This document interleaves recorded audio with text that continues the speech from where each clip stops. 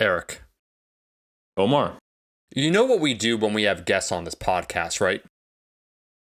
Yeah, we let them speak at least 1/5 of the time. Yeah, we purposely exclude them in order to assert dominance and let them know who the true hosts of Iron Culture are. And we're just going to continue with that tradition before we kick things off. Unfortunately, I found a comrade, a fellow Canuck here, so it's going to be tough for me. But there is some internal strife that we must discuss. Let's talk about the first point, however. And that is, we received a review, and this episode right here, science in quotations, it's probably going to be a little controversial because these are the reviews I'm talking about, Eric, when we're men of the people. Okay, we're for the people here. Alyssa, Milo, I'm going to read this review. It's a real review. It's written by a fellow Canuck. Okay, Alyssa. So it goes, I've tried.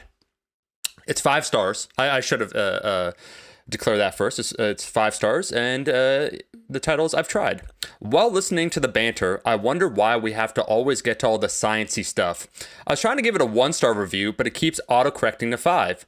Hopefully this review makes it to you guys so that you can earn a true 5 stars when it becomes an episode full of banter. Real review written by Gixxer Guy K6. And now there is a contingent of people, Eric. This episode is going to clearly piss off, but I guess we're contractually obligated. We have the guests. We just have to go through with it. Yeah, it's. I don't think people understand the pressure we've had to make this a banter-only podcast. Yeah. And I mean, if you think about the popular podcasts that are out there, they sometimes have topics, but I mean, when it's 4 hours long and most of the time you're talking about, low-dose LSD, animals fighting each other, and, loose allusions to, pop culture. Are you really having a topic, or did you just have a guest on to talk about those things with you? So I think we're being drawn that direction now that we've really ascended to podcast heights where we're competing with the likes of Sex with Emily and other top health podcasts. We might have to make the move and go from, Iron Culture in quotes, in parentheses, the banter podcast essentially, and maybe just stop bringing on experts. And I might voluntarily just give up my doctorate, I think. Although I will say, some of these other podcasts do bring on people with doctors just to talk about things that they're not experts in. Eric.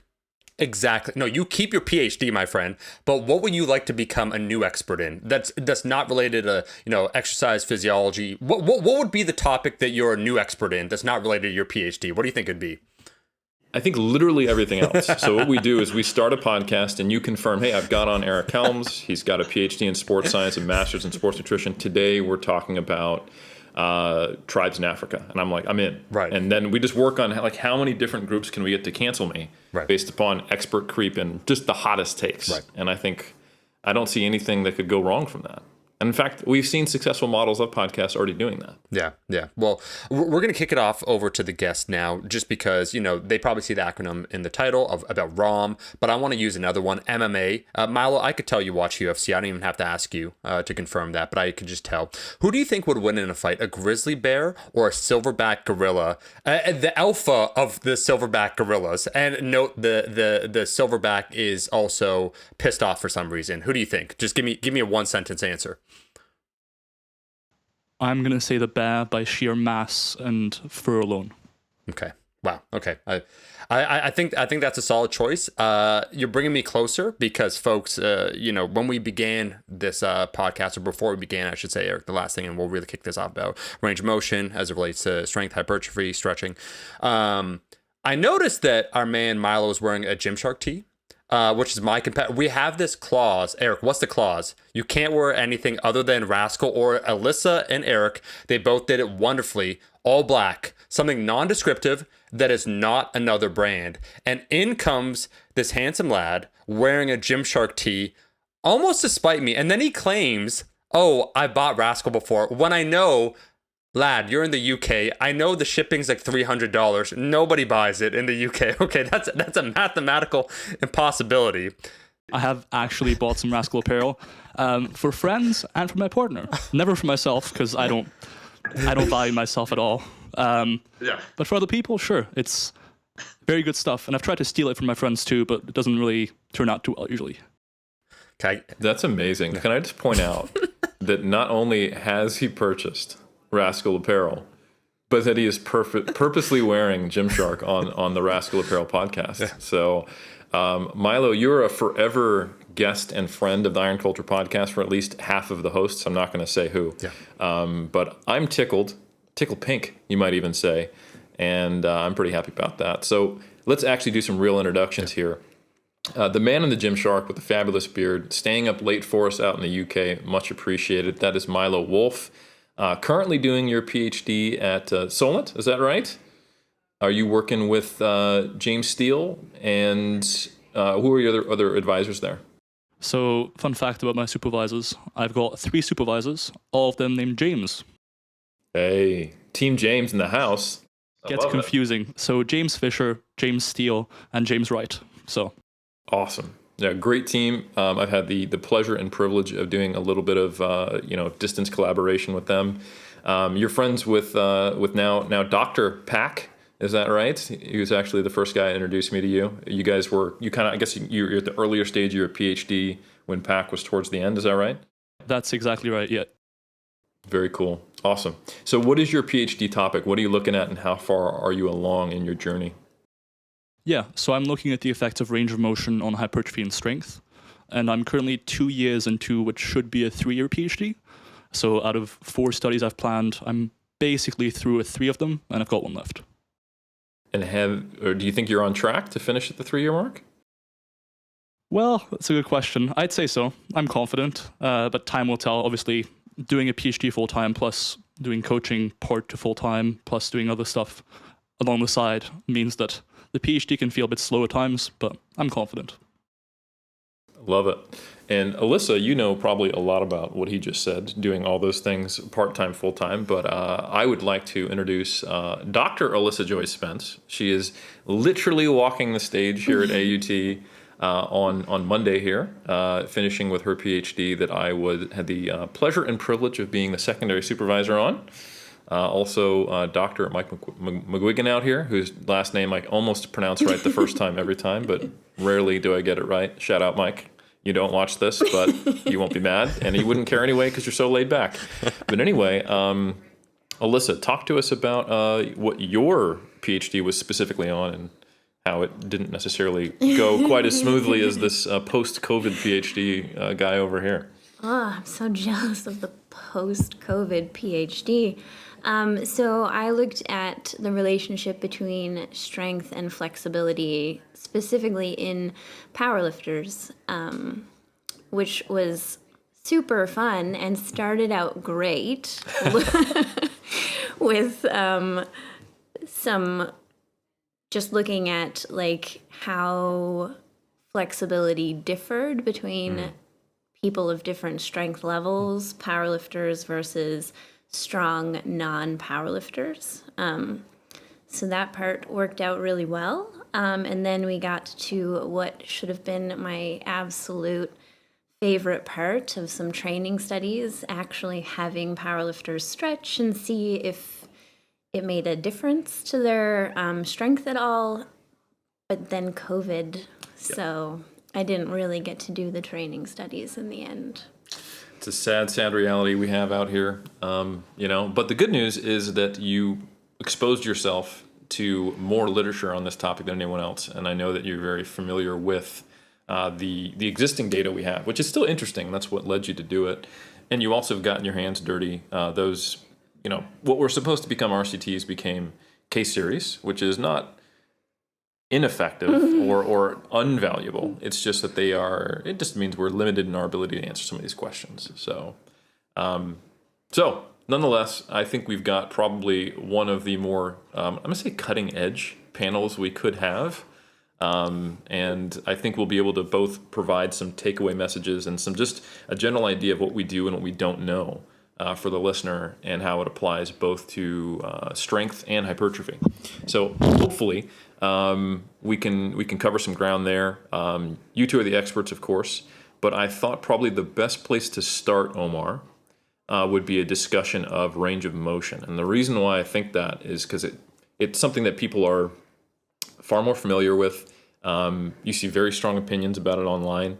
I think people are a little more ambiguous and unsure on the effects of stretching itself. And a lot of the times you won't see very, very clear outcomes there. But I think people feel like they have it figured out, or at least before the last year or so, feel like they've had range of motion figured out. It's pretty simple. Full ROM, boys, or go home. And if you're not going full range of motion, you're just you're a joke, and let the YouTube comments destroy you, basically. Yeah, no, Milo, let me just say, you couldn't have come at a better time. You couldn't have chosen perhaps a more contentious topic. 5 years ago, not much discussion on range of motion. There was certainly, or like as it relates to a strength, certainly. Somewhat, it was there, but there was much more RPE or many other things, proximity to failure being much more popular. But in the last 2 years, I'm not saying since you started, it's become a very fierce topic of conversation as it relates to hypertrophy, but also a little bit for strength. So it would be good to clear the air as it relates to this. I will just say that Eric knows me. He knows my bias, that I'm team like ATG on the squat. Every single squat you've ever seen me do, like Milo, I'm sure you've seen it. My pancreas is poking out of my derriere, like it's one of those things that I'm about. So I'm going to listen with bated breath, but I'll be unconvinced if you don't say that squatting all the way down till, your actual glutes are touching that grass. I won't be happy. Absolutely. I feel as though if there were teams for range of motion, you'd probably be on the full range of motion team. Yeah. Beyond full range is what I'd say. Like if you could get the skeletal structure to even go beyond what is humanly possible, I'd be for that. I agree. I've seen your squats and exciting stuff. It's a good thing Omar never feels the need to compensate for any perceptions online about him or his squats, and that he's just doing it for all the right reasons and doesn't need to compensate. I think just like I have never had a need to compensate for anything by spending my life dedicated to bodybuilding, and I'm very confident in my body. Omar is also very confident in his squat depth, and we'll take no questions of that because it's not needed. It's very obvious. So, Milo, let's move on to ROM. Yeah. Moving right along. Milo, where are we at with range of motion? Is it as simple as full range of motion is the top, the tippity top of the pyramid, and everything else is just foolish, or where are we at with this? Yeah. So funny you should ask this question. We just recently performed a systematic review and meta-analysis on which you were so kind to provide some feedback and help out with. So thank you. Long story short, range of motion doesn't seem to have a huge impact on adaptations, whether that's strength, hypertrophy, power, and so forth. The effect sizes you see are relatively small. If you know statistics, it's between trivial and small usually. Now, that doesn't mean you should completely ignore range of motion. If you want to make it very simple, you can probably just get away with most ranges of motion, right? For most goals. But if you want to optimize hypertrophy, for example, or you want to optimize strength, you might want to be a bit more thoughtful with your approach. With strength, we did some analyses across all studies combined.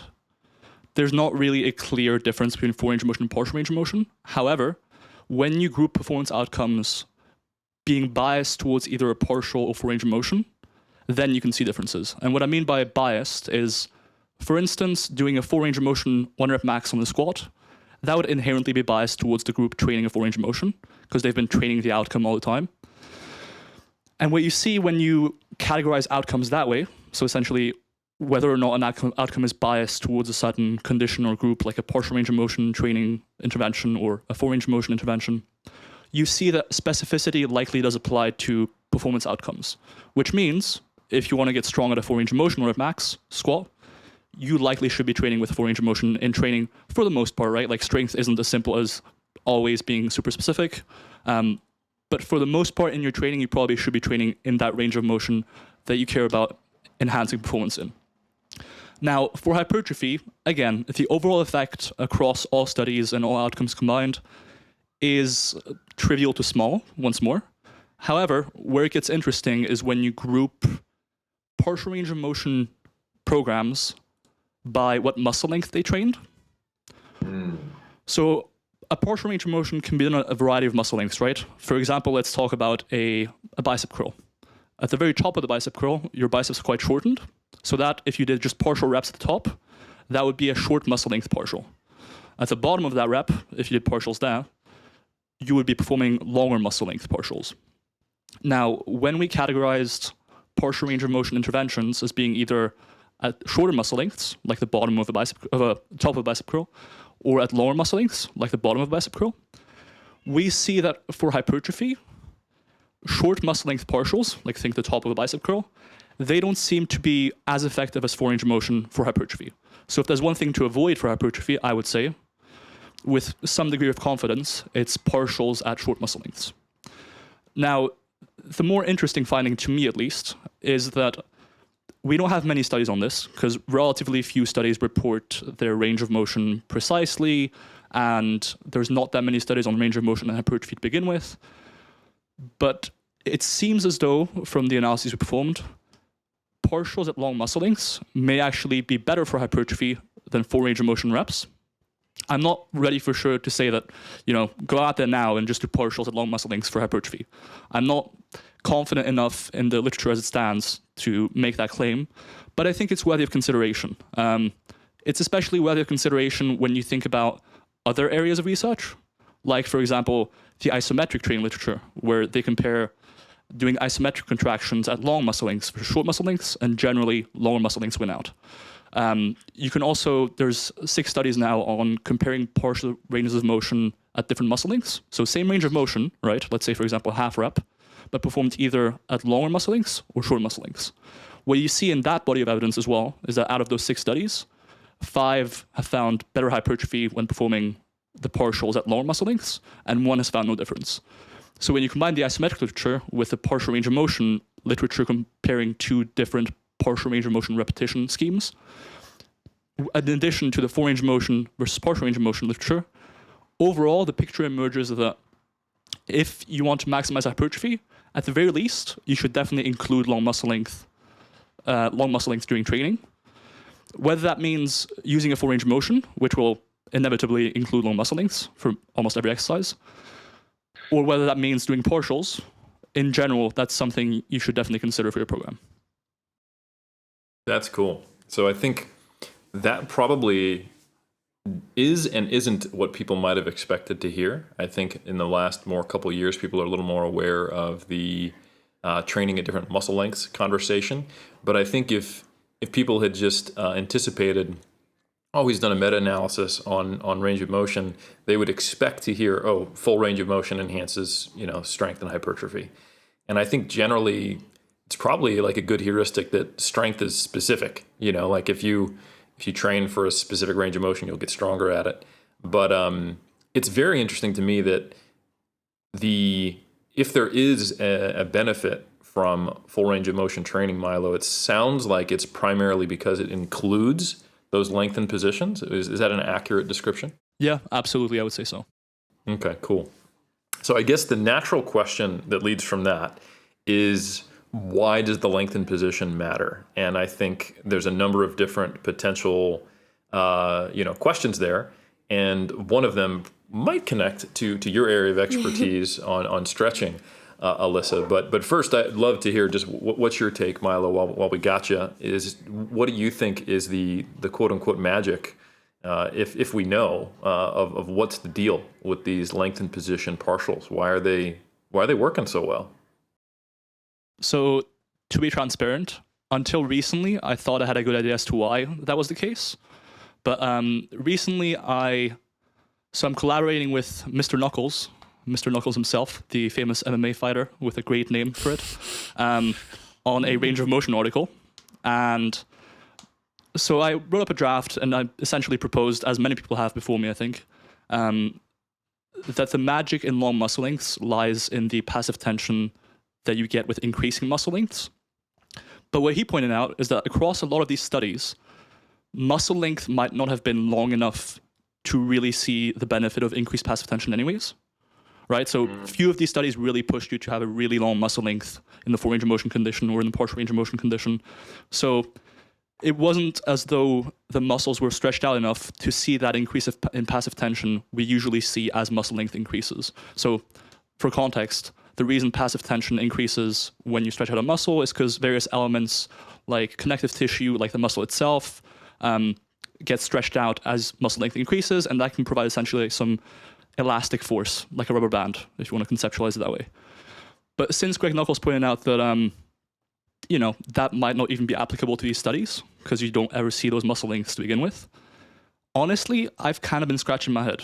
I'm happy ignoring the mechanism myself because ultimately the mechanism doesn't really matter to me. I want to get bigger. That's the main thing I care about. So if the overall data says, hey, longer muscle links are good for hypertrophy, yeah, I would like to know why that is. But ultimately, I'd rather work from that rationale to inform my training rather than the mechanistic rationale where without any direct evidence on hypertrophy, I'll go, yeah, so longer muscle links might cause this, which might lead to hypertrophy. I would much rather rely on direct studies on hypertrophy rather than any sort of mechanistic rationale for my training decisions. So that was the long version. The short version is, I don't really know, but I'd love to know. Hey, I love it. That's a true doctor of bodybuilding right there. It's like, I don't care why it works. I'm trying to get jacked. That's it. Purred.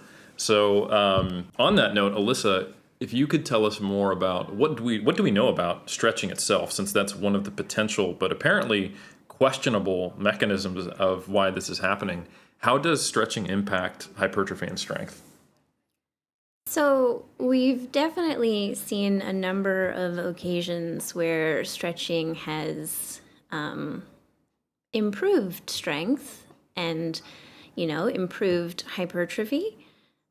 But interestingly, we don't have really mechanisms for that either. I know personally for my PhD, I thought perhaps the hypertrophy was actually what was improving strength, and that was kind of one of the rationales I took into it. But I think based on some of the more recent literature and some further digging, it looks like strength comes first. I mean, I don't know if maybe Milo or even you have thought about it, but I can't think of any papers that I've read where hypertrophy happened and strength did not, but there are a number where it was the other way around. You'll see an increase in strength without the increase in hypertrophy after stretching. So mechanistically, I think, nobody really knows. We've still just been trying to figure out if stretching does anything positive or, as opposed to how or why yet. Mm-hmm. No, that's really interesting. And there's actually a recent study that just came out, I want to say a couple months ago, by Warnicki. I can see you nodding, but this is, I think, Omar, I mentioned to you, this study came out, and I immediately emailed the authors to try to get the stretching device. So there's a study by Warnicki and colleagues. I don't know if you're familiar with it. I wouldn't fault anyone for not, because it's only been out for a few months. But it's a German group, and they had these recreationally trained individuals for, I think, every day for an hour. They put them in an orthotic device. So you're aware of the study? Yeah. So yeah, what are your thoughts on that? Because they seem to demonstrate some pretty clear hypertrophy. Well, they had some crossover. Yep. Into so the testing or the intervention group wore an orthosis on one ankle to force to force dorsiflexion, but they also saw improvements in the control leg of that group for I think everything, hypertrophy and strength, particularly dynamic strength, which is very interesting, right? It definitely leads to the idea that it might be something more neural than it is mechanistic, right? Yeah. Yeah, that's because the hypertrophy is relatively clear. Okay, you stretch, they grew 15%, and they had to do an hour of stretching per day. But yeah, the fact that there was crossover effects from that, when you typically only see crossover effects in dynamic training, that is very hard to explain. I looked at that recently as well, and I thought, this is super cool. Yeah. But it is also such an amazing paper to have and to see those results, because it does show you that as much as people can hate on stretching, it potentially is very worthwhile in some instances. I'm obviously team stretching. My PhD was on stretching, but I'm not everyone needs to stretch, but it's nice to know that there have been so many papers that have come out, maybe like 2, but I feel like that's a lot that have been like stretching is stupid. Yeah. And so it's really nice to have something come out to be like, actually, look, this is some actual evidence that stretching could be good. Milo, is there something you wanted to interject there, man? Yeah, so just to go back briefly, for transparency's sake, I've read through that paper and even cited it in my meta-analysis, but I hadn't noticed that there was also a crossover effect for hypertrophy, like a crossover effect for strength, very common. I would say I would expect there to be one even with a stretching-based intervention for strength. But for hypertrophy, that really has my head sort of, confused. Why do you think that might be? I mean, they said perhaps it's hormones, and then we're like, but probably not, right? So that's the thing. Who knows? Do you know? I have literally no clue. Yeah. So I think it's interesting. And to be honest, Milo, I don't think I would expect a crossover increase in dynamic strength from stretching one limb into the other. Because, like, why? Like, I guess maybe just an increase in, like, the neural setting of the basic, tension levels. But actually, on that note, it might be worth talking about why would we expect stretching to enhance strength at all in the first place. And Alyssa, let's go back to you, because that was like the basis of your PhD is, hey, I think there's a way that stretching could specifically enhance strength in powerlifters. And I think there's probably a lot of listeners who are like, why would we expect stretching if it's not hypertrophy, why would we expect stretching to enhance strength in powerlifters? For sure. And so while I did look at the hypertrophy route, I originally wanted to look at stretch shortening cycle or performance. So for powerlifting specifically, you have the squat and the bench press, which start with an eccentric and then transition to a concentric muscle action. And so with those movements, the stretch shortening cycle can improve them. And one of the potential ways to improve stretch shortening cycle performance, and this is also pretty controversial, is to decrease stiffness or increase compliance of your muscle tendon unit. And so if stretching could decrease stiffness, then you'd have a more compliant unit, and that could potentially show improvement in your stretch shortening cycle movements. That's a really interesting one, because I've had some, Milo, you were sharing your peer review experience with Greg Nuckols. That's always a painful experience, because you learn that you're just not as smart as you think you are. And I get to do that literally every month with Greg, and I have since 2017. I've actually seen some really interesting back and forth, just to speak to Alyssa mentioning how this is relatively controversial on this topic specifically, because the listener is probably most familiar with the concept of acute stretching negatively impacting strength performance. That's probably the more popular evidence-based kind of meme about stretching is you can do it, but don't you dare do it right before training, or power and force output are going to go way down. And if you look at the descriptions of the mechanisms as to why, they often discuss a decrease in stiffness.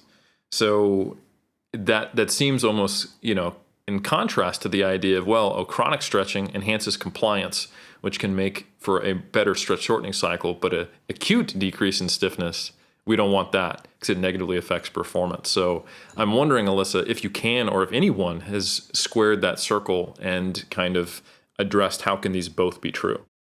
That's a great question.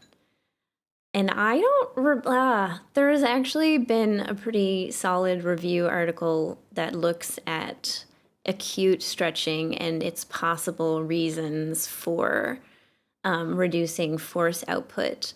And I feel like it was predominantly neural.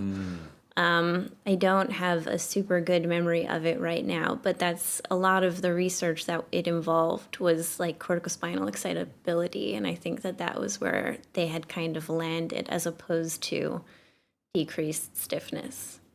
But it's almost like we don't have this fully figured out, And the funny thing about that is, like, if you look at some of the research on what does seem to reduce performance. People are relatively familiar probably with the foam rolling research, where it's not stretching per se, but it does increase extensibility, or at least range of motion, I should say. And because that is different. So foam rolling increases range of motion, doesn't seem to reduce force production. But if you do long static stretching, it does, reduce force production. You'd think both would have that neural effect, but it's unclear to me. I don't quite get it. So I guess can you walk us through a little more on stretching and the different ways that you think someone could benefit from it and potentially avoid harm from it, and whether and when someone should potentially include stretching, and maybe why as you go through it, so we can get a basic understanding of where this fits in, and then we'll try to connect some dots after that. So people love to ask me if they should stretch because I did a PhD on stretching. And so, as with everything science, you have to say, well, let's talk about you. Yeah, and you very specifically, because it depends. And so there are a lot of people who really, truly hate stretching, and they just don't want any part in it. And I think that those people, for the most part, there's no reason for them to do it.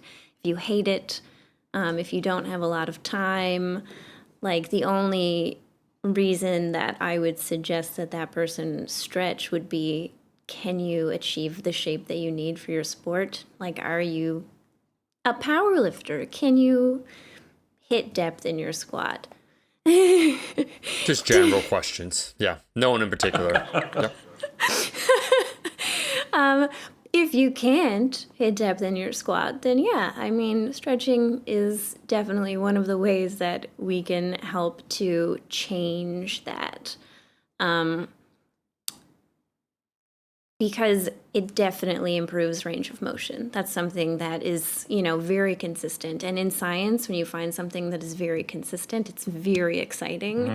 But stretching can improve range of motion. So that's the type of bombshells we drop on our lecture, folks. Stretching does stretch. Yes. Celebratory right there.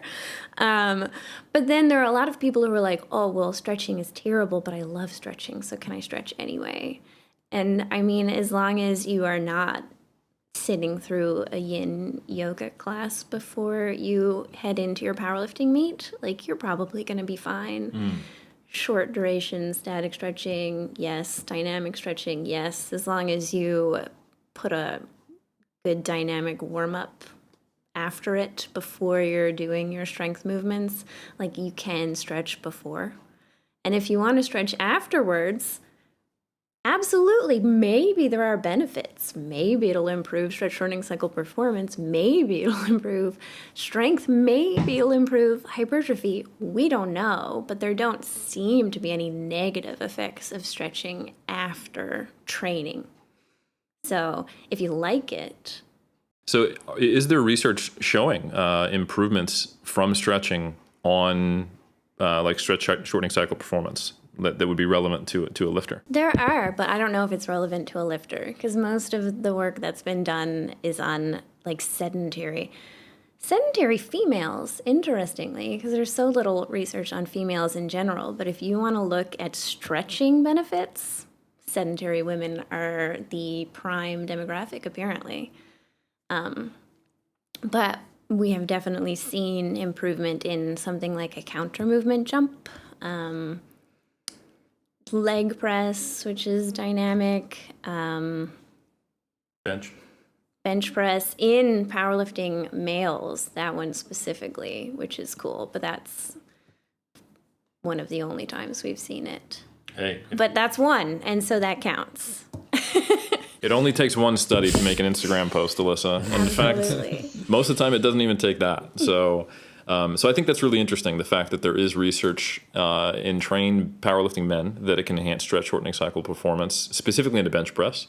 And, I would say the other research, although it may not be on the most ideal population, the fact that we do see counter movement jump performance improvements, leg press performance, it kind of is at least a proof of principle. Absolutely.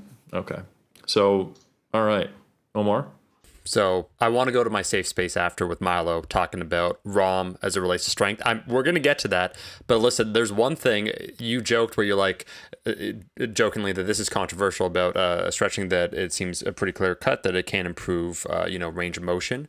But Eric knows this from participating in the meme wars, that there is a certain section, I'd say, of strength individuals, a minimalist approach that is simply seen as an ineffective, at minimum, an ineffective use of one's time. That if one wants to perform certain movements, and this is why, Eric, I'm going to put forth, so we've been talking bodybuilding, powerlifting. If we had a weightlifter's input into this, I would love that, because I'll just say there's a certain slice that isn't represented on iron culture, but I've certainly seen in the strength community that stretching is not only a waste of time, it's something that if you want to practice range of motion on any of the movements, it should be incredibly specific. So if you can't squat to depth or comfortably, or let's say you can't get the bar center mass, you feel really jammed up in the hips or whatnot, just squat more, and eventually you're going to get to it. Your body's going to adapt. And because the overall range demands on the big three not that large, you can more or less kind of get away with that, and no one would try and check you. But I really would wonder as it relates to weightlifting, because Eric, you participated in weightlifting circles. I belonged for years to 6for6 weightlifting gym. Shout out to Paul. And weightlifters, I would just say, I'm gonna make a general statement here. The use of either dynamic stretches or static stretches in weightlifting is pretty damn common. The mobility demands are far higher, and it's not seen as being controversial at all to incorporate them as such. But I do remember for a few years in powerlifting that the concept of stretching in terms of any potential benefit was kind of mocked at by, once again, a certain segment of the community. And that also, if we're talking about specificity and you're talking about mobility, you don't need to do, there's basically no benefit whatsoever towards doing stretching. So yeah, Omar. So yeah, for the listener, I did have most of 2020 dedicated to my return to being a bad weightlifter again, because I did weightlifting back in 2013 and 14. My man. And I don't know how much I want to disclose our personal connections here, but Alyssa was trying to help me with my mobility. So for those who don't know Alyssa's background, she's been involved in health and fitness and wellness for a long time. Is actually a licensed massage therapist back in the day. So I was not only getting advice from her on how to do stretching, but also, having her help me stretch essentially, manually. In addition to that, she's very close with my old coach, Stas Chileev, who's a Commonwealth Games, 2-time silver medalist and a very high level weightlifter. And the funny thing is that the conversation that they would have about me, because Stas just didn't get how could someone be so immobile. But now he's getting used to training more masters lifters. So anyway, I would love, Alyssa, your take on kind of the disconnect between Stas and I, and then what you saw, and the applications for these more extreme end range of motion force producing sports. I'm going to need you to rephrase that question. So yeah, I basically, some of the Stas seemed to struggle with his understanding of why I struggled so much. And it seemed very apparent to you. Well, your elbows don't lock. No. And he didn't understand that it's like a bone meeting a bone, and so he wanted to stretch that out, but you really can't stretch when a bone meets a bone. It just stops. And so that was part one. Yep. Of, well, this is just how far his elbows go, so we're gonna have to work with that. And then improving overhead mobility, shoulder mobility, which is possible. It's not a bone-on-bone problem, but Stas did weightlifting from a very, very young age, and so he was just very used to having that range. So to find a lifter who, even with stretching on training, couldn't really see huge improvements. It was definitely a learning experience. Yeah. Eye-opening. The amount of shoulder flexion stretches and exercises I would try to do in hanging and massage to get to the ability to do the lifts poorly was a lot, and it was just funny because I would hear from Alyssa no, this makes sense, you don't have that kind of range, so of course you're going to be arching your lower back and not a very strong position. And then Stas eventually got there. I'm not trying to critique him, but he was just kind of like, have you tried putting your arm higher? I'm like, I can't. All right. Put it behind your head. Put the bar behind your head. Eric, That's simple. I can't. So you're a fellow comrade in arms as it relates to that, because I did my much public weightlifting journey where, obviously I failed miserably. We're comrades in arms, as I said, because like Dan John would say, we have Scottish hips. I'm not Scottish, but nonetheless, the ROM, when trying to get into some of those positions, it would be incredibly difficult. And I do wonder when we talk, because you joked about masters like doing this in weightlifting, that I remember, doing Hapkido. Shout out to my man Sensei Rick. I'm 6 years old, Alyssa, and we have to do basic stretches for the groin, what have you. And I am by far, when we do the measurements, like there's a wide variety of stretches, I was much tighter than average as a 6 year, and I was like sprinting. I was very dynamic and active, and I can't help but wonder, just as a short aside, but kind of like with weightlifting, and you joked about your teacher, the self-selection process that happens. So you see individuals that are rewarded for doing certain movements because obviously they excel at them, such as weightlifting, or the idea, like that's why I was joking about the meme, but I was thinking about the squat, where some people would say, and that's what I was talking off air with Milo about, like long femur boys, but like people coaching the squat, but as it's related to their morphology, and they have a long torso, short femurs, and like, yeah, so if you want to achieve optimal depth and just have the center of mass perfectly overlined while also having an upright structure, what you want to do is just make sure you open up the hips and squat down. Like it does not work like that for like a portion of people.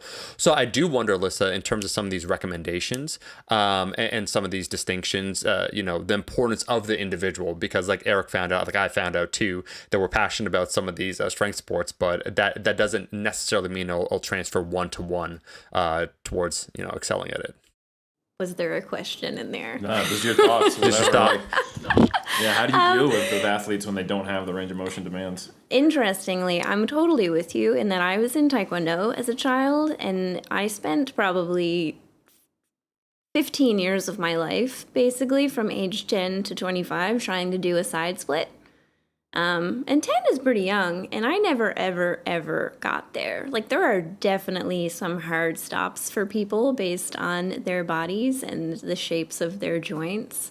But there's also a lot of leeway. So just because you can't do a full side split doesn't mean that you can't get more flexible than where you've started. And so are some people just genetically more likely to do well in sport? Absolutely. But just because you're not one of those, perfectly built humans doesn't mean that you can't do really well. You just have to work harder and accept your limitations. So if your squat isn't going to look like the squat of someone with a really long torso and short legs, that's okay. Don't try and make it look like that, Squat how your body can squat and get stronger in that pattern. I think a lot of people really do try and mimic what they see as opposed to actually finding what works for them. And that's, I think, going to be the deciding factor on who sees success, is like if you're willing to work with what you've got versus if you just want to look like somebody else or do it a specific way that doesn't work for you. Yeah. Eric and myself are just going to squat like Liu Xiaojun. There's nothing controversial about that. Yeah, I mean, I can't wait for that to actually see what that looks like. So it hasn't happened yet, but yeah. One day, I can't help but remark on the what Alyssa just said, the social commentary that I'm thinking about this, the way that people don't cope with this, with just people being bigger than them or stronger than them, is easy. You just say that they're using anabolics and blame it on that. Yeah. But unfortunately, we're not. I don't think, maybe we could. I'm sure we could make up something that anabolics do. They could say that anabolics makes you more flexible, and you could just start calling all yogis like fake natties. Yeah. But instead of being able to just call you're using steroids on people, the actual response is just to say that that stretching is terrible and no one should do it. Yeah. So, just tear it all down if you don't have the mobility to be a really high level weightlifter. I think that's basically the go. Do you agree? Yeah, Eric, I'll say this quickly, and I'm kicking over a question to Milo because I do have questions. But we had a dramatic victory, and I didn't want to get into this, but gosh, I guess we really dive right into the controversy. The IPF announcing the new rule change as it relates to the bench press is a dramatic victory for all of us that are mobility impaired. So it's like, oh, just arch your back, get in a better position. And it's like, my body doesn't work that way. This is an astonishing victory. So we'll see what happens. But I do, Eric, in all seriousness, I want to get back into my safe space of powerlifting and strength specifically, because Milo, when you're talking about range of motion, we glossed over it because I think powerlifters and those that incline towards strength understand this about range of motion. That's not an either or. The strength is very specific. So if you want to squat to depth, you probably need to be squatting to depth. And so it's not an either or, like I'm going to sub out the squat completely and I'm only going to do the top end. Or if I want to be in the lengthened position, I want to be in the, like it doesn't really matter. Or as it relates to the deadlift or the bench press. But I'm wondering, Milo, from you taking a look at some of the research, if you divined anything interesting as it relates to strength specific ROM. And what I mean when I say that, if we frame it another way, because in hypertrophy, we frame it as ROM, and then the shortened position, the lengthened position. I would say incorporating partial ranges of motion as it relates to a powerlifter's training program is incredibly common. We would just phrase it another way, right? Oh, on the deadlift, I suck at the lockout. Well, guess what? I'm going to do block pulls. Oh, I have problems breaking the floor. I'm going to do deficit pulls. Same idea. Or you go on the bench press. Same idea with the board press or so on and so forth. Is there anything from you taking a look at the research? I think there's nothing really controversial as it relates to powerlifters, what was discussed. But are there any notable tidbits? Because I would say it is commonplace for the vast majority of strength lifters to utilize partial ranges of motion to address specific issues. But I'm just wondering, just because it's generally agreed upon, is there anything we missed there that maybe there could be some nuance for the listener? Absolutely. So funny you should say that. We actually did two studies. One interview study where we interviewed coaches and athletes within the strength and physique sports, and one survey study where we surveyed around 750 people who train for muscle growth or strength as to how they train with regards to range of motion, why they train that way, and so forth. Now, with addressing weak points specifically, right? People, I think, often have the misconception of, I suck at this part of the lift, that's where it slows down, that's where it's slow, so that's what I'm going to isolate. Let's say you suck at the lockout on deadlifts. Your thinking might be, hey, I suck here, I usually fail my deadlifts there, let me go ahead and do some rack pulls or some block deadlifts. In reality, an exercise is inherently difficult at certain points, all else being equal. You know, like for most people on the sumo deadlift, they're going to suck off the floor. That's where it usually fails. There's inherent difficult points within each lift's sort of path. So trying to address a limitation that isn't there, first of all, like let's say, for example, you fail your sumo deadlift right off the floor.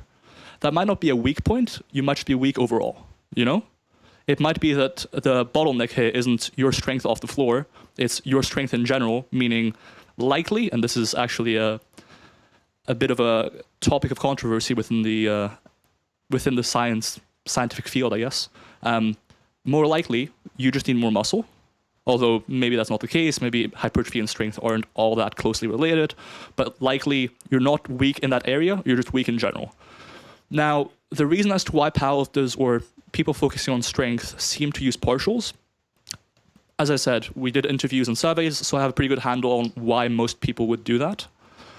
Generally, it's either, as you discussed, for addressing a weak point.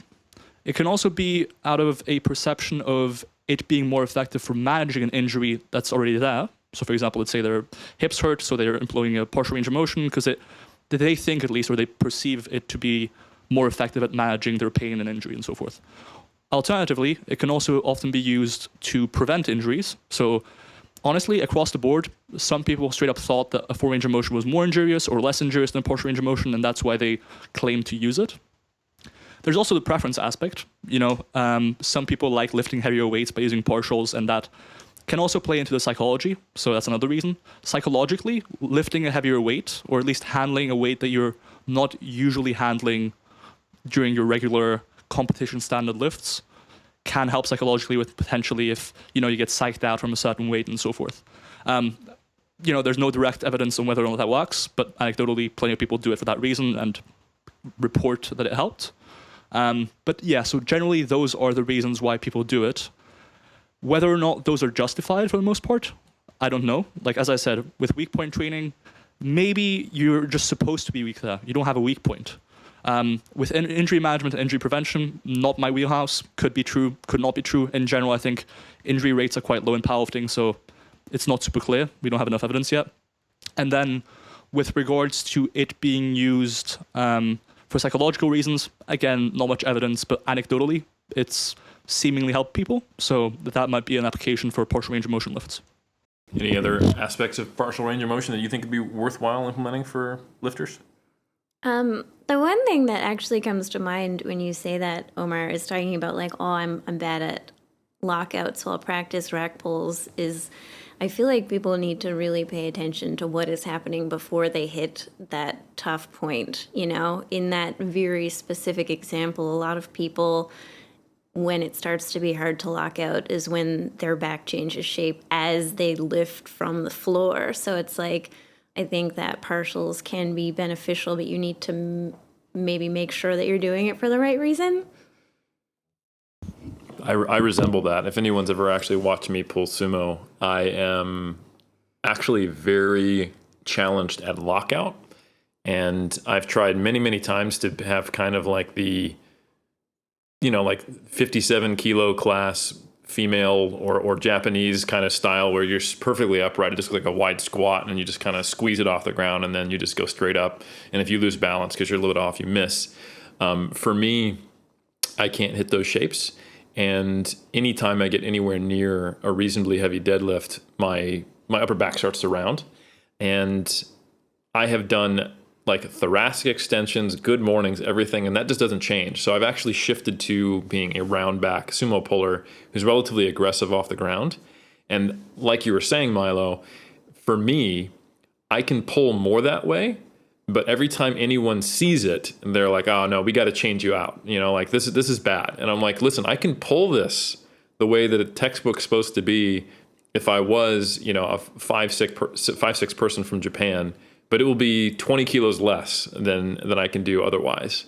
And it is critical for me, Alyssa, back to your point, that when I pull that way, if my back rounds off the floor as I expect it to, a little more than my starting position, and if the bar kicks out from my shin at all, I'm done. I've missed many lifts that way. So it's critical for me just to pay attention to certain cues, like keeping the bar close to my shins. And actually, this goes back to your survey, Milo. I have a question for you. I will sometimes use partials or pauses with powerlifters to give them more time to focus on a specific portion of the range of motion. And this is actually something I learned from weightlifting, because it's incredibly common. They take the complex movement of a snatch that starts on the ground in a deep squat position and then finishes after getting all the way up back down in a deep squat position with an overhead. They break that down into 3 or 4, depending on the school of phases. And then they will, you'll do block pulls. You'll do pulls from the hip. You'll do drop snatches. You'll do snatch from hang to focus on the various elements or to make it harder to do other pieces. So is that something that you find powerlifters do, or are they doing it not for that reason very often? Yeah, so I think some people did mention that. I can see that being useful. I guess it's another way of training a weak part of the lift again, but this time it's a technical constraint,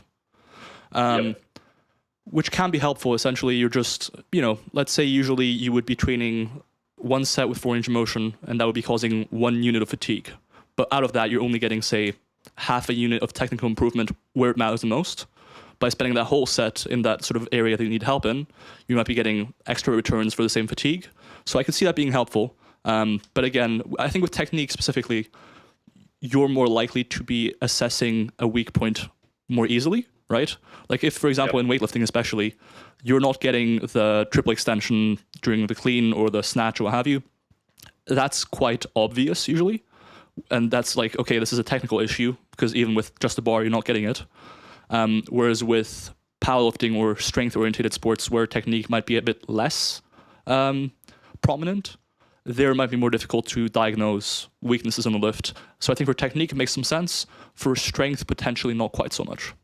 Love it. So I think we're getting there. I think we're covering some topics. It seems like there are a lot of different reasons to focus on different ranges of motion, and they're population specific. Like if you talk to a weightlifter, a powerlifter, and a bodybuilder about range of motion training, they're going to be in very different directions. The bodybuilder is going to be thinking about, how do I maximize growth? If they're really well read, they might be thinking about, how do I get different regional hypertrophy, distal or proximal growth, which you mentioned earlier, Milo. And if you talk to, a weightlifter, it's a technical demand, like, oh, you are making errors on this phase, in, the second or third pull or something like that. So we need to emphasize it. And for powerlifters, it might be, oh, you're weak at a given range of motion. And it sounds like there are probably more accuracies in the weightlifter and the bodybuilder than there are the powerlifter. So, wow, I'm just throwing shade at one of our disciplines. But yeah, I don't think that's to say that there is no role for training specific or limited range of motions for powerlifting. But I do think some of the traditional narratives maybe aren't great for it. So for those who don't know, Alyssa is actually a coach with the Strength Athlete. Shout out Bryce Lewis, Hani, Eric Bodhorn, all those folks, and also is a very high level powerlifter herself. So I'm curious, as a coach and as an athlete of powerlifting, where do you see the role of specific or limited range of motion training to be applied to the individual? Great question. I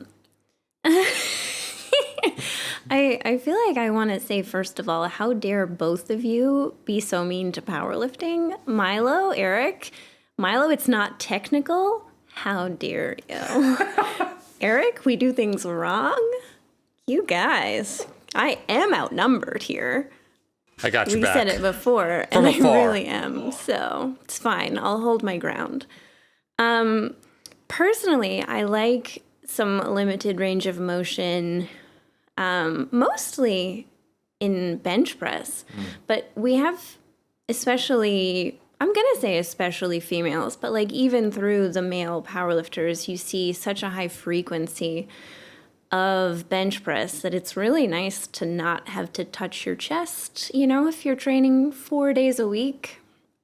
And it is anecdotal for me and for several of my lifters. You try and get that full range of motion that frequently with such high volumes, and it does start to hurt, right? And so using something like a board press, limiting the range of motion on one of those days can make people feel better and just feel less beat up, which I think is really valuable. Again, whether or not there's evidence for it, it definitely does make people feel better. And I think that that's huge. Outside of that, personally, I don't use any other partial ranges. I do like full range of motion training. I think that the other lifts are typically a less frequent, less volume style of training.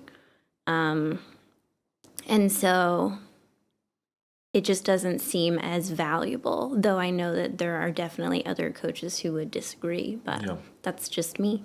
I think in these scientific conversations, it's really important to bring in those anecdotes because the very nature of the way we do scientific comparisons is we say, oh, is A better than B? And I think that leads people towards very limited applications if they kind of take that at face value and don't hear the anecdotal side because they go, well, shoot, if full range of motion is better or long position partials are better, or if there's only this one application that has been discovered in science and that's better than X, then I'll go with Y. But I think when you include the human element and you share these anecdotes, you get a more nuanced understanding of these things. And especially like, Omar, you were joking about the IPF rule change. I don't think it's going to affect the majority of lifters, but there are going to be some lifters who are, at the very least, maybe a little more overly cautious now and are changing their setups, not trying to arch as hard just because they don't want to be borderline and, creating more range of motion about the shoulder joint. And like training at extreme end ranges of motion. I think it's important to say, it might be good for hypertrophy, but it is also more stressful to the joint. There's like a reason why we have end range of motions. And when you look at injury research, typically, of course, this is in other sports where it's high velocity, change of direction. Injuries typically occur with high force or power productions at an end range of motion of a joint. That's just kind of the nature of, physiology, really, or biomechanics, I should say.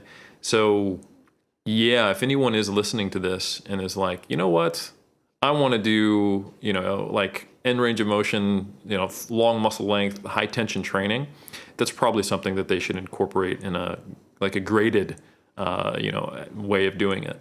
On that topic, actually, that's something I wanted to bring up to you. This is maybe not necessarily specifically about range of motion, but more about the, load or tension distribution or force distribution along a range of motion.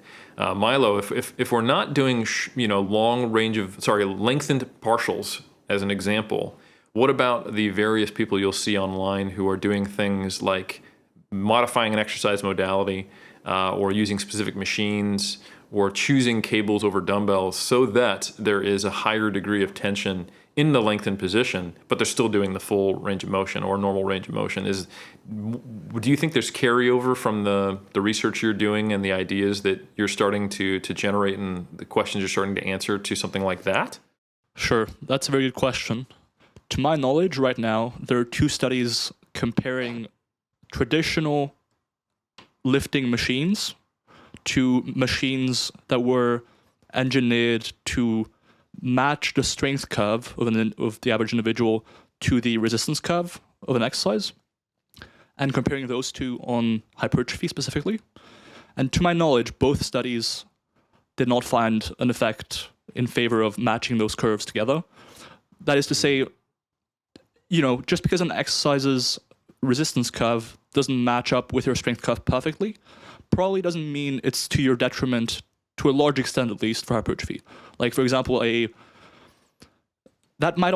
interesting because that might also interfere or cross over into the range of motion debate, right? Because if you take that idea to its extreme, for example, a lateral raise, right? It's essentially a partial range of motion exercise in the sense that the first maybe 15, 30, however many angles you want to define it as, don't have enough tension to really be doing much, likely. So it is a partial range of motion exercise. We're talking about a dumbbell lateral raise in this case? Yes, correct, yeah. Which you could then circumvent with a cable, for example. So it does cross over, that idea crosses over into the range of motion research as well. My hunch is that at extremes, I think biasing the length and range makes sense. And I know earlier you mentioned that the length and range may be more fatiguing, right? You mentioned that especially for the bench press, you find it helpful to include some partials at shorter muscle lengths because it might allow them to get more volume in without as much fatigue, or maybe even just joint wear and tear. And to my knowledge, there is research, shout out to James Steele, my supervisor, on end ranges of motion, whether that's like the peak contraction or like a very deep stretch, generally causing more pain in people that already have injuries, right? So like if you already have a lower back injury, stretching out your back really far or contracting it quite hard can accentuate pain. In terms of fatigue though, to my knowledge, as you said, Eric, actually, all of these studies only compare the hypertrophy outcomes with the given program, right? So it's 3 sets of full range of motion, for example, compared to 3 sets of partial range of motion. It's possible that the full range of motion condition was actually more fatiguing, but because they were only doing 3 sets, it didn't actually matter in the grand scheme of things. So while the full range of motion condition was more stimulating and led to more hypertrophy, for example, it might have also been more fatiguing, such that if you were, training with unlimited time, the 2 approaches would be equivalent, right? But to get back to the strength curve, resistance curve discussion, I think because of the research we have in a variety of areas, from the full range of motion versus partial range of motion literature, the partial range of motion at different muscle lengths, the isometric training literature, we have quite a bit of evidence suggesting long muscle lengths are probably a good idea for hypertrophy. So I think if you're going to bias an exercise to any muscle length, right, I would say make it the longer ones. So that means that for exercises like rows or pull downs, where for almost everyone, the failure point is quite clearly at a very shortened point, right? Like a row, you fail close to your body when your back is quite contracted, your biceps are quite contracted, and so forth. For those exercises, you can adopt a variety of approaches to make them better suited likely to hypertrophy. For example, pausing at the fully stretched position so that you proportionally get more tension in that position relative to the shortened position. Or you can do something like what I call a stretch superset, right? which is where you take a 4-range of motion set close to failure, however close to failure you want to take it, and then without resting, or with rest if you want, doesn't really matter, you can do a partial range of motion set in the lengthened range to the same RP or a different RP, whatever you want to do. But that way you get, for any given set, proportionately more lengthened work. And that might be beneficial, as you said, for certain body parts that are mostly trained through exercises where there's little tension at the lengthen point. For example, the side delts with dumbbell ladder raise. You could use a cable, which would then introduce some tension at the lengthen part, or you could pause there to make it slightly more challenging, or you could use a stretch superset. There's a variety of approaches I would recommend to make that more productive for hypertrophy. I think that makes sense, and I think people just need to be aware that if they do the stretch superset, they're also changing potentially, the fact that they're training in a very fatigued state. Like if you go to failure on full range and then you decide to, okay, well I can't complete the full range, so I'll just complete the first half. That does introduce a novel level of fatigue for most people if they're not training to failure. But I guess, Milo, you could potentially just do some sets with a heavier load than you can complete the full range of motion with, and then you're not really introducing that quote unquote failure aspect, and you're going, right, if my row is 100 pounds, let me do 200 pounds. I'm only going to be able to get that halfway to my chest, and I'll just do those partials. And yes, YouTube comments will be severe, but you'll still be #science. So it'll be this dichotomy. Yeah, so I have some thoughts on that. Specifically, with the 200-pound barbell row, you would probably induce more fatigue, I would say, than with 100 pounds with a stretch superset. Well, maybe not, but I'd say just the effect of having to hold on to 200 pounds versus 100 pounds might have an effect on fatigue. I think, interestingly, with fatigue itself, though, there is some evidence suggesting that contractions at long muscle lengths are more fatiguing inherently than short muscle lengths. However, and this is where I'm a bit skeptical of that finding, and this is something that the people over at Data-Driven Strength have mentioned to me, and it makes a lot of sense. So one thing you see in the research is that whenever a new stimulus, like a new session, a new exercise and so forth is introduced, that typically causes a lot of fatigue the first time around, the second time around, and gradually decreases so that after a few sessions, it's not inherently more fatiguing than what you were previously doing, right? And that's called the repeated bout effect. And so, for example, with muscle damage, first time you do a new exercise, you might notice you get really sore, and that probably causes a lot of muscle damage. So my hunch is that in some of these studies, at least, part of the difference in fatigue, if not the entirety, could be due to the novelty of it. So people usually don't train at low muscle lengths, right? If you go into a gym, you don't see a lot of 4-range of motion stuff being used, especially not at low muscle lengths because they're uncomfortable and so forth. So maybe simply the novelty of it explains some of the differences in the fatigue that these different protocols at different muscle lengths would cause. That's my hunch. Fair enough. We're talking about being in the stretched position. I think I have a question that probably I'll put to both of you, and that is there such a thing as being too stretched? It's been a while since I've taken an anatomy or a biomechanics class, but I do seem to remember that being in too lengthened of a position for a given muscle can prevent some cross bridging. Is that accurate? Is there such a thing as being too stretched, Alyssa? Too stretched or too flexible? You mean too stretched, right? Like your cross bridges can't connect as effectively. Less cross bridges, less muscle contraction. But in those super lengthened positions, while we may not have the same active cross bridging, we still have like passive tension from tissues. So are you at a point where you can no longer change shape, or can you actually contract from there because of the passive tension potentially? So I think, as long as what you're doing isn't hurting and you can actually do what you want to do, too stretched, maybe not. But if we're talking about flexibility, hypermobile, do we want to be able to move our bodies in bigger ranges than we can control? Probably not. That's, I think, something that's a little bit more something that you want to avoid. I think is what I would say there. So, if you are very mobile, and there are reasons for this, there are particular kind of issues that people have where their joints are really lax, those people probably don't want to be stretching their joints. They want to be strengthening to,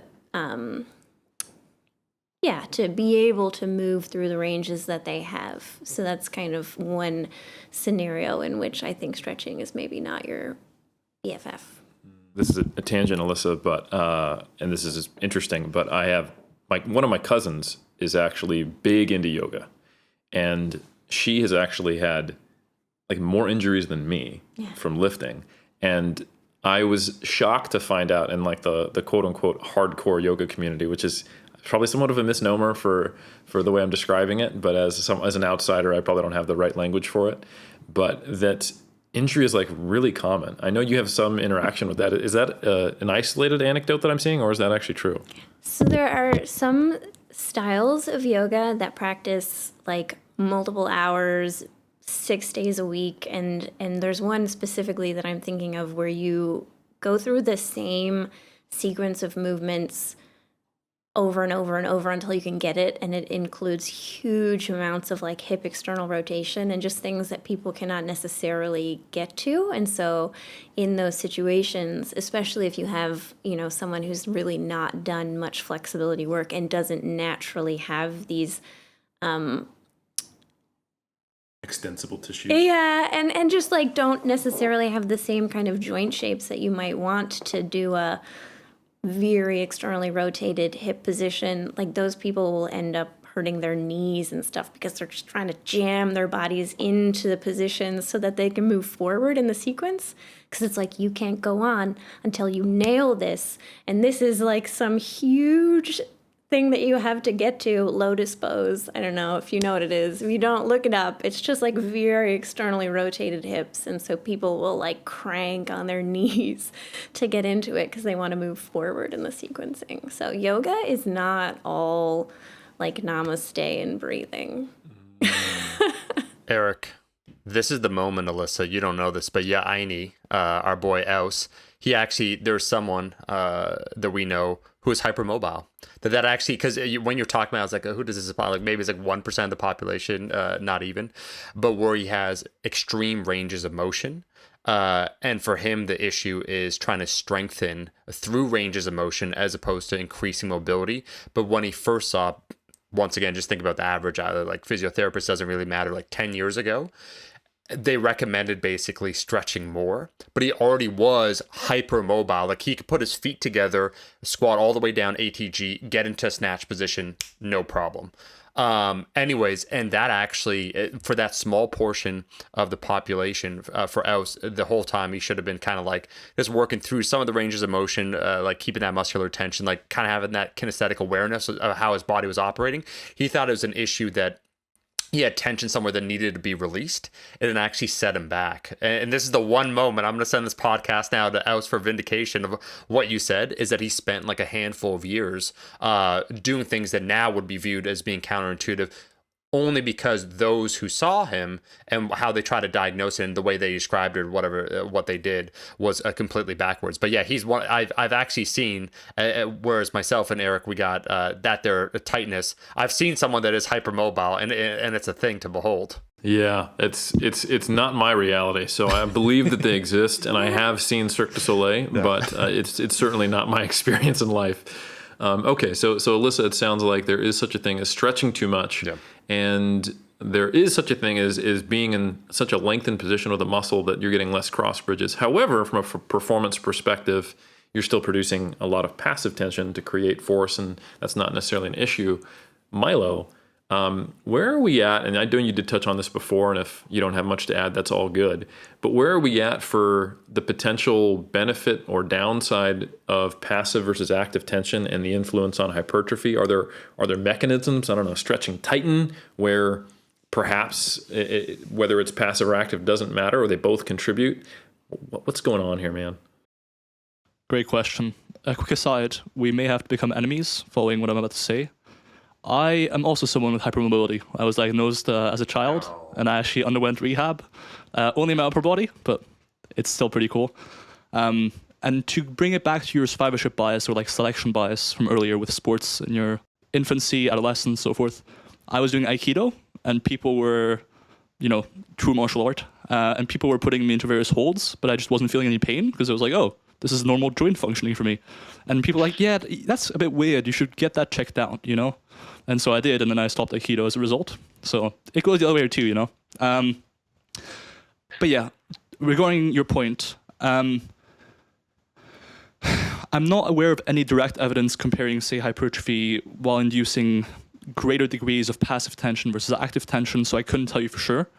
To get back to your point about is there such a thing as being too lengthened, I guess for hypertrophy specifically, it depends on your understanding of what long muscle lengths are doing mechanistically.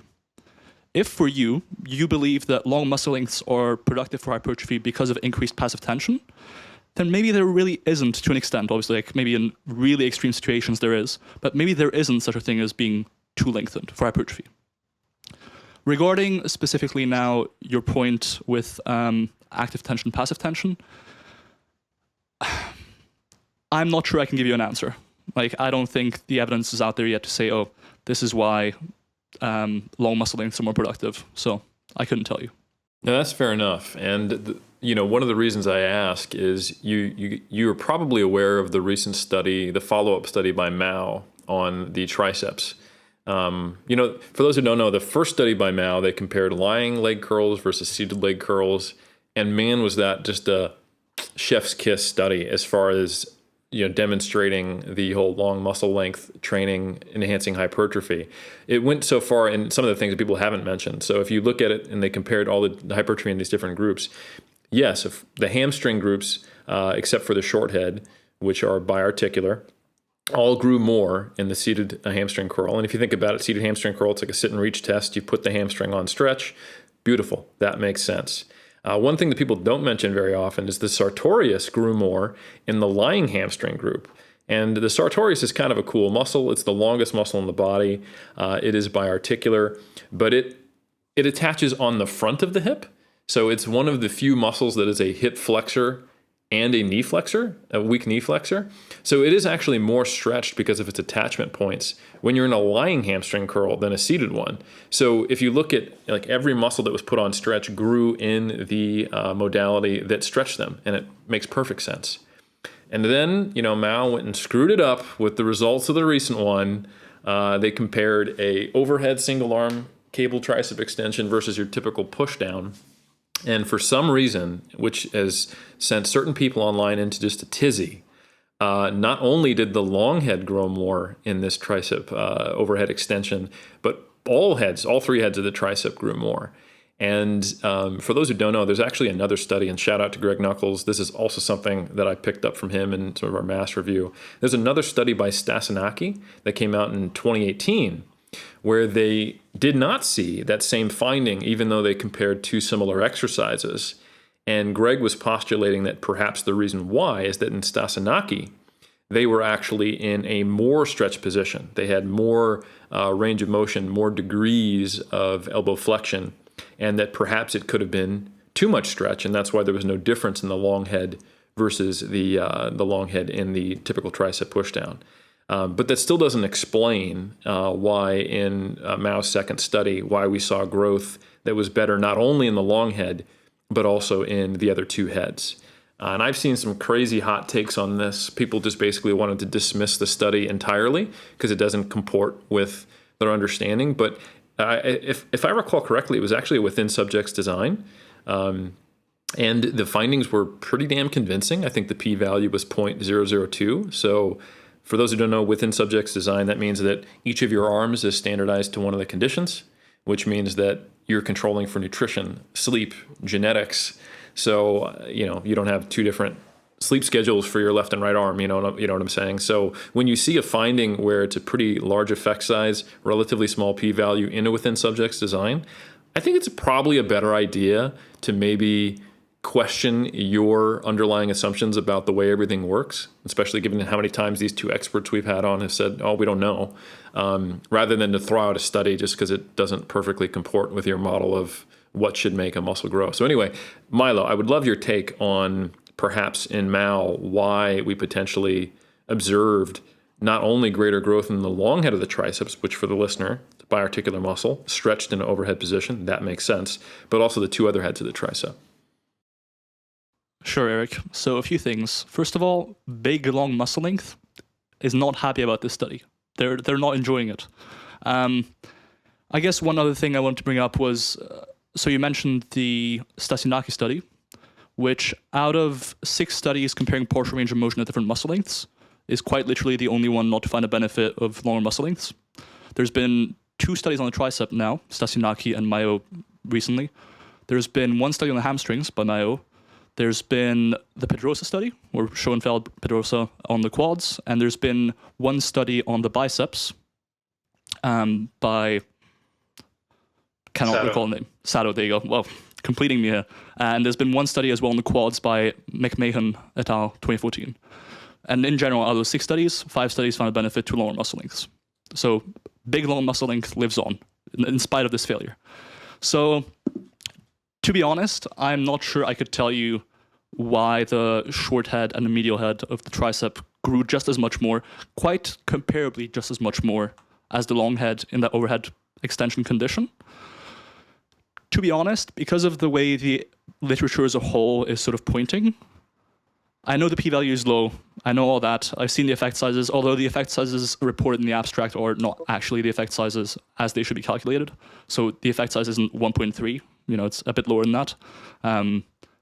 But to be honest, from my perspective, with the evidence as a whole, I'm okay with dismissing the study as being a false positive as far as the medial head and short head are concerned.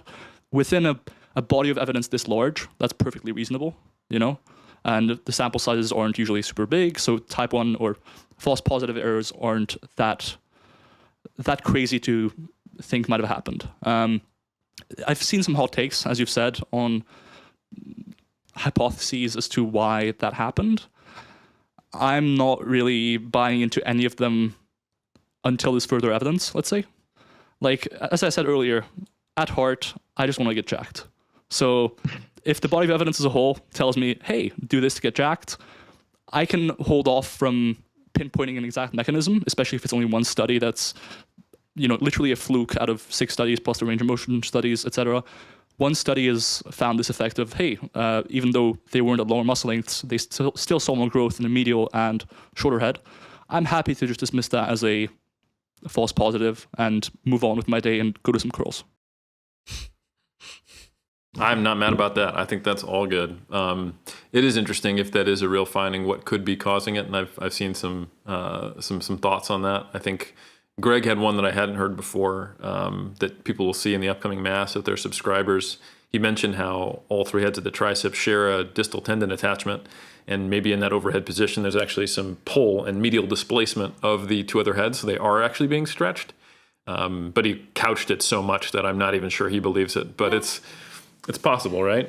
I mean, this obviously it was a range of motion study, so the answer should be yes, but I assume that they standardized the actual range of motion, like the elbow position, right? They did. Because that was my only thought. I was like, oh, well, you could definitely, if you were actually, depending on how you started that pull, if you had tension over a greater range, but... Yeah, I don't recall, Milo, maybe you do, if there's a picture in that study of if they used a device that actually stopped range of motion, or were they just asking them and trying to control it by verbal feedback to the participants? Yeah, so off the top of my head, I can't recall. I will say that if that same rationale was to be applied to every study comparing partial range of motion at different muscle lengths with biarticular muscles, like, for example, the short head of the hamstrings in the Mayo study, like, for example, the Pedrosa study, and so forth, you would and the effect was comparably big for the overhead extension hypertrophy versus the pushdown extension hypertrophy. So you would see that in all these studies, hypertrophy of the quads, for example, would be equivalent, right? Hypertrophy of the hamstrings would be equivalent. Hypertrophy of the bicep would be equivalent, but it's not. So that rationale seems stretched extremely thin to the point where I don't think it's worth considering, to be honest. Suck it, Greg Knuckles. That's what I heard. I love you, though. I love you. Another thing, I think the authors actually said this, is that just simply having the arm in the overhead position could be, making a challenge to get blood flow up there. So it's a slightly more hypoxic condition. I don't know how much hypoxia is actually going on for the length of a couple sets of triceps, but yeah, I'm also very comfortable, and I would encourage others to be comfortable with just saying, hey, something happened. There was more people with a or more growthy left arm in this study who were, normalized to that group. I don't know, but yeah, I think things do happen in research that are not necessarily real. It was an MRI study too, though, so it does make me wonder, because that's actually a pretty high quality measurement. You don't get a lot of those. So when you've got a within subject design, an MRI, and a low p-value, let me just say I want to see replication, because I don't understand why. So yeah. I mean, interestingly, there was kind of like a prior replication by Stasinaki. It's a pretty similar study, but the results were completely different. And that's part of the reason why I'm so open to it being a false positive, or the results not being something that would generalize to other studies or to the broader world of us lifters trying to get swole. Eric, this is why we bring someone like Milo on, because he's one of us. Let's initiate the chant. A bodybuilder that wants to get yakety yacked looks at the body of evidence. It doesn't really care the mechanism, what's the plot. It doesn't matter, okay? Because we're here to get the bicep swole, and we could take that on. I will be honest. I was ready to concoct this whole bullshit thing against Milo simply because of him wearing the Gymshark shirt, where he just he's well-reasoned, all these things, because he told me his body weight and everything else. I was inputting on Natty or Not, where they called me out as 3 out of 5. And I was like, what's his FFMI? And I was about to discredit everything that he said. I'm like, this is rational. Milo, cool. But I was forming a hit piece in my head. And then when you just said at the end of the day, I look at the body of evidence and I care about getting more jacked, you just won me right back. So full, cards on the table, man. There was a dagger being built and it's been thrown away. Dude, you'll be happy to know you had your suspicions, and so have the people at large. I've been on the subreddit Natty or Juice before. Oh, nice. Hey, Milo, can I say congratulations? No, can I say congratulations? Because I had a photo in 2013 that at that time stirred some controversy, but this is the full disclosure, this, let's say as a natural lifter, that it is a sign of respect to be called out, because it means that you actually have a physique that's worthy of appreciation. Since 2013, you know how many times I've been called out, Milo, for my physique? 0. Do you know what that does to a human being over that decade when you just keep training and no one no one's talking about the physique, right? No one's accusing you, and you're just sitting there wondering when will it be your turn. I just want to get accused of better drugs. The only ones I've ever been accused of are clenbuterol and Winstrol, which is basically saying he's lean. And I'm like, I am huge, and you will accuse me of trend, but they just won't do it. They won't do it. So it's unfortunate. We're veering into our insecurity, as we often do here on Iron Culture. But to prevent that from spiraling to where it always does, we can do that on another episode. I want to take the time and just ask both of you, are there any squares we have not yet circled with regards to stretching or range of motion or biasing certain ranges that you would think would be remiss not to cover? Milo, anything come to mind for you? Wow. I guess we didn't really cover regional hypertrophy. Let's do it. It's going to be quite a boring segment, because the short answer is I don't know. Long answer is there doesn't seem to be a clear effect of training at different muscle lengths on regional hypertrophy. I couldn't tell you for sure. So what I've seen from my sort of systematic reading, so this isn't from a meta-analysis, we did do an analysis that didn't show much, so it showed that there was no difference. But from my reading of the studies, it seems like generally doing a 4 range of motion rep does about the same in terms of regional hypertrophy as a long muscle length partial rep. And what that does is it grows you pretty well at both proximal muscle sites and distal muscle sites. So proximal just means it's closer to the center of your body, essentially. And it's the attachment point that's closer to the center of your body for a muscle. So for the quads, that would be the hip, for example. And the distal site would be the knee. Whereas for short muscle length partial range of motion reps, it seems as though it does a pretty good job of growing you proximally, so closer to the hip for the quads, but it doesn't do quite as good of a job as a 4 range of motion rep or a long muscle length partial at growing you distally, closer to the knee, for example.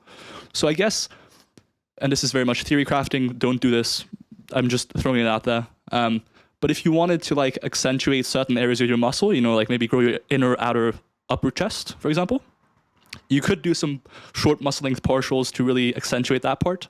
But all jokes aside, if you're looking for specifically, even muscle hypertrophy across distal and proximal sites. You could do full range of motion or potentially even partial range of motion, long muscle length reps.